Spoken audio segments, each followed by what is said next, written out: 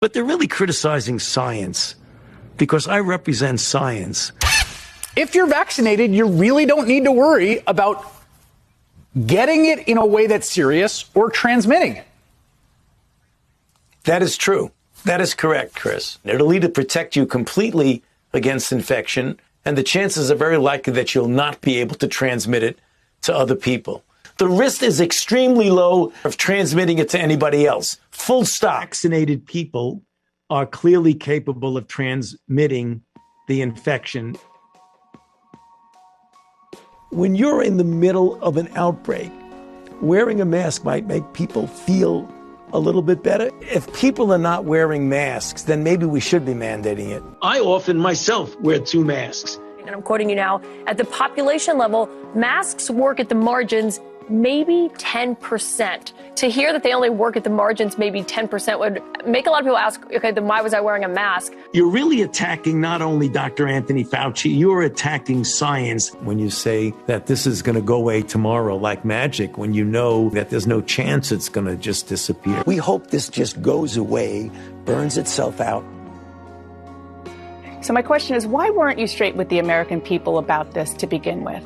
So the bottom line is, it's a guesstimate. I gave a range. It seemed in that quote to suggest that you were basing your recommendation on polling and what people could accept. Is that not what you meant?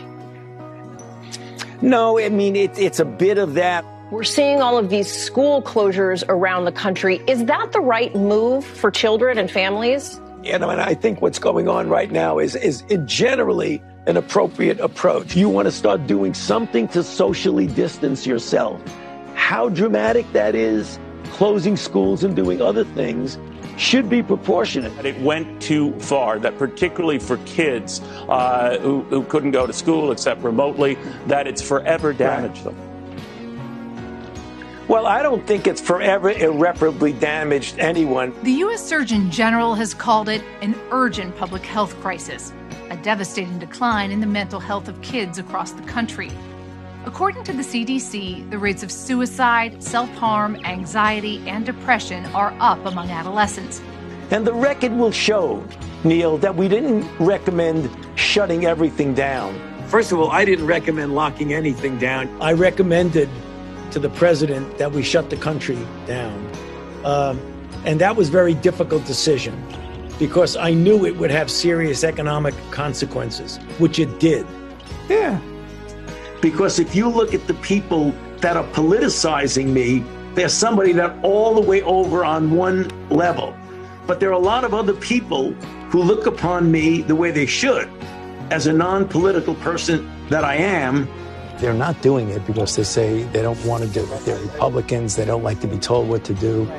And we got to break that. But now is the time to do what you're told.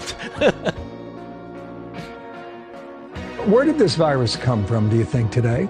Did it come from a lab? Was it man-made? When you have the animal-human interface and you have animals that come out of the wild that are sold at these open, what they call them, wet markets. Place of origin was not within the market itself. No, I don't think you could say that. There's a report today that another intelligence arm of the U.S. government, this is inside our energy department, has joined the FBI in concluding that COVID began with a lab leak in China. That the NIH has not ever and does not now fund gain-of-function research in the Wuhan Institute. We now know that a bat coronavirus was enhanced in a lab. The National Institutes of Health acknowledged that it funded research of a virus that was studied at the Wuhan Institute of Virology. The experiment unexpectedly, we're told, made a bat coronavirus more contagious than the original naturally occurring one. Take an animal virus and you increase its transmissibility to humans. Right. You're saying that's not gain of function? Yeah, that is correct. And Senator Paul, you do not know what you are talking about, quite frankly. And I want to say that officially. You do not know what you are talking about. They took animal viruses that only occur in animals and they increased their transmissibility to humans. How you can say that is not gain of function? It is not. What we're talking about now is the gain-of-function research in studies that increase predominantly the transmissibility as well as pathogenesis and alteration of host range of the virus. Nobody's lying here, Senator. It is you. I have to laugh at that. I should be prosecuted.